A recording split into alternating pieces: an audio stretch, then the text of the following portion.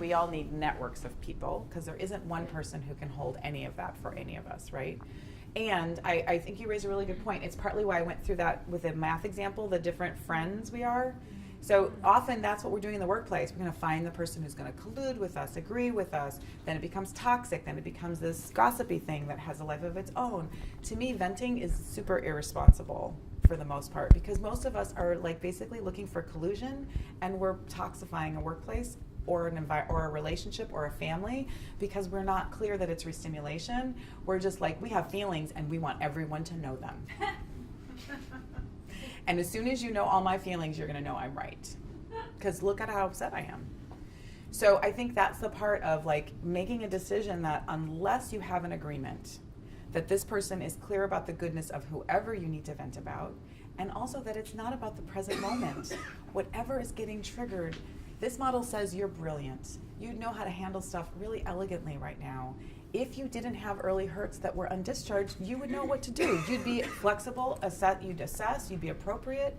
So we make the assumption that any place I'm struggling right now is always early. So even if you're in the workplace and you can't find the exact right person, you're triggered, be like, hey, I got this tool. I want some 5 minutes of listening. I'll give you 5 minutes. You can do whatever you want with your 5 minutes, but you get it.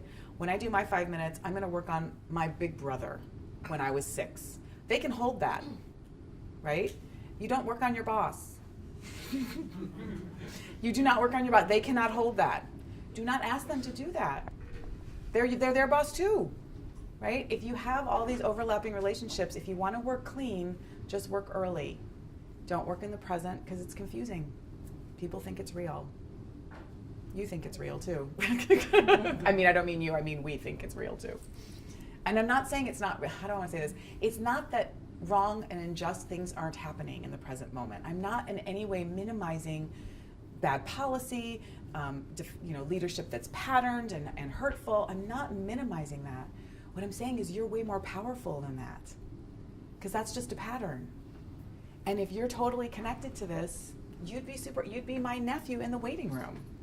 You'd be like, oh, how come you're hitting her? Like, I don't understand that. You'd interrupt it. You'd hold the circle of the person doing it. You'd hold the circle of the person it's being done to, even if it's you. You'd be very clear and elegant. That's all this is saying. I'm not saying it shouldn't stop. Patterns need to get interrupted. How we do it, the relationship of how powerful we feel doing it, is all about our work. It's all about cleaning up our restimulation.